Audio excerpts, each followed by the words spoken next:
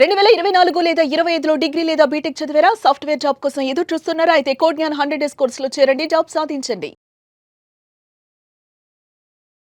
So మీరన్నట్టుగానే ఇందాక point అన్నారు సుష్ణ గారు. చాలా మంది పేరెంట్స్‌కి డ్రైవ్స్ ఉన్నాయి. బట్ పిల్లలకి ఎందుకు జాబ్ రావట్లేదన్న పాయింట్‌లో ప్రతి పేరెంట్ ఆగిపోతూ ఉన్నారు. అవును. బట్ 5 ఎల్‌పీఏ, 10 ఎల్‌పీఏ పలానా కంపెనీ అన్న దగ్గర చాలా మంది అప్లై చేయరు. ఎందుకంటే మనం పేరెంట్ మీట్‌లో కూడా కొన్ని ఎక్స్‌పీరియన్సెస్ చేసాము. సో పేరెంట్ వరకు రీచ్ అయ్యేలాగా ఇక్కడ పర్ఫార్మెన్సెస్ వైస్ కావచ్చు, వాళ్ళు క్లాసెస్‌కి ఎలా అటెండ్ అవుతున్నారు, ఇక్కడ సేఫ్టీ ఏ విధంగా ఉంటుంది, ఆడపిల్లలు ఓన్లీ ఇక్కడే ఉంటారని గ్యారంటీ లేదు. దూర ప్రాంతాల నుంచి కూడా వస్తూ ఉంటుంటారు. సో వాటన్నింటికి కోడ్‌జ్ఞాన్ ఎలా ప్రిపేర్ చేస్తూ ఉంటుంది పిల్లల్ని, ఎస్పెషల్లీ ఆడపిల్లల్ని? పేరెంట్స్ వైజ్గా చెప్పాలి అంటే వాళ్ళకి ఎవ్రీ సండే ఈవినింగ్ 6 o'clockకి స్టూడెంట్ రిజిస్టర్ అయినప్పుడు వాళ్ళ నెంబర్తో పాటు పేరెంట్ నెంబర్ కూడా తీసుకుంటామండి మనం. పేరెంట్ ఫోన్ నెంబర్ తీసుకున్నప్పుడు వాళ్ళ నెంబర్కి వాట్సాప్ ఉందా లేదా అన్నది కూడా నెక్స్ట్ డే వాళ్ళు క్రాస్ చెక్ చేస్తారు. మా టీం కాల్ చేసి పేరెంట్ దగ్గర కన్ఫర్మేషన్ తీసుకుంటారు. మేడం ఈ నెంబర్కి వాట్సాప్ ఉందా, వస్తుందా మీకు మెసేజ్, లేదు అంటే వాట్సాప్ ఉన్న నెంబర్ ఇవ్వండి, మీ పిల్లల రిపోర్ట్ మీకు పంపిస్తాం మేము, పంపించినప్పుడు మీకు తెలియాలి కదా అన్నది కూడా క్రాస్ చెక్ చేస్తారు.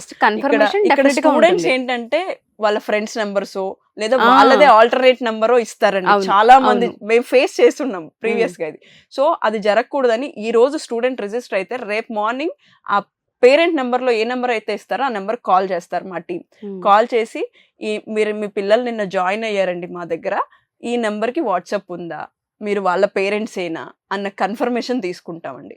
కన్ఫర్మేషన్ తీసుకున్న తర్వాత ఆ నెంబర్కి వాట్సాప్ ఉంది అంటే అదే నెంబర్కి వాళ్ళకి రిపోర్ట్ పంపిస్తాం ఎవ్రీ సండే. లేదు అంటే చాలా మంది పేరెంట్స్ రెస్పాండ్ అవుతారు, ఈ నెంబర్కి వాట్సాప్ లేదమ్మా, ఈ నెంబర్ తీసుకోండి అని చెప్పి నెంబర్ ఇస్తారు.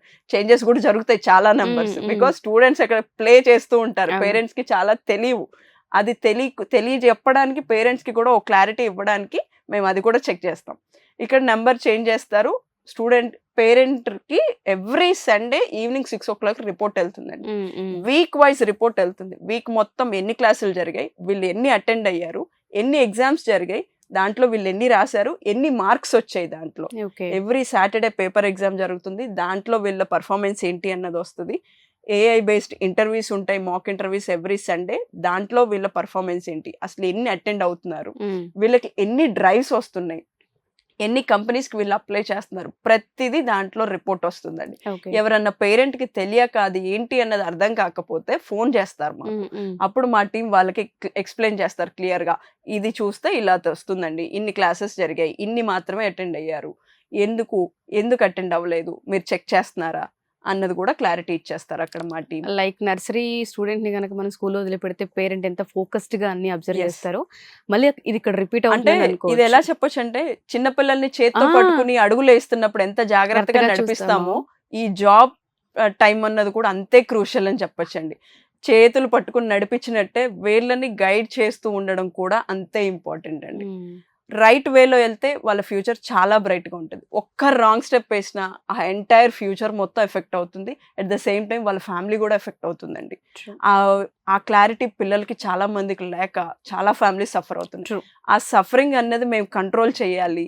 Tier 2, Tier 3 సిటీస్లో ఉన్న పేరెంట్స్కి అవేర్నెస్ క్రియేట్ చేయాలి అని చెప్పి ఇట్లాంటివన్నీ కూడా చేస్తున్నామండి మేము. వాళ్ళకి అవేర్నెస్ క్రియేట్ చేసి మీకు కూడా తెలియాలి మీ పిల్లల గురించి, మీరు ఇంజనీరింగ్ 10th క్లాస్లో ఎలా అయితే రెస్పాన్సిబిలిటీ తీసుకున్నారో ఇక్కడ కూడా తీసుకోవాలి. వాళ్ళకి ఉద్యోగం వచ్చే వరకు మీరు వాళ్ళ చేయి పట్టుకుని నడిపించాల్సిందే అని చెప్తాం మేము. అలా చేస్తేనే వాళ్ళ ఫ్యూచర్ బ్రైట్గా ఉంటుంది. ఎగ్జాక్ట్లీ. సో అండ్ దాంతో పాటు సేఫ్టీ వైజ్ గా కనుక చూస్తే మన దగ్గర ఎలా ఉంటుంది మేడం? ఎస్, మంచి క్వశ్చన్ అండి.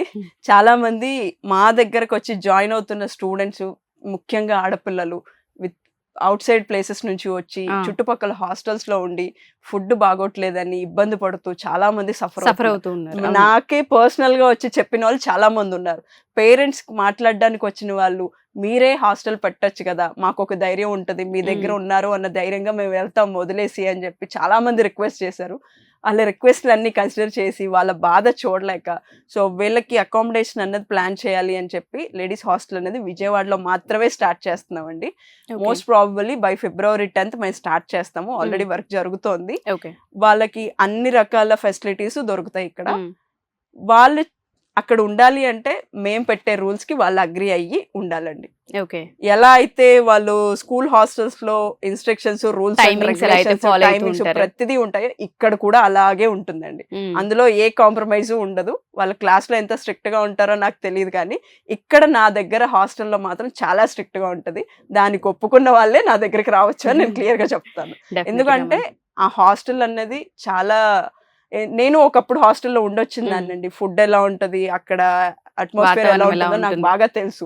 సో నేను దాన్ని దృష్టిలో పెట్టుకుని ఇక్కడ వాళ్ళకి ఏ ఇబ్బంది కలగకూడదు అని చాలా నీట్ గా ప్లాన్ చేస్తున్నాం. దానికి తగ్గట్టుగానే ఫెసిలిటీస్ ఇస్తాం. దాన్ని యూజ్ చేసుకుంటే వాళ్ళ ఫ్యూచర్ కి బాగా హెల్ప్ అవుతుంది అన్న పాయింట్ లో మేము కేర్ తీసుకుంటున్నాం.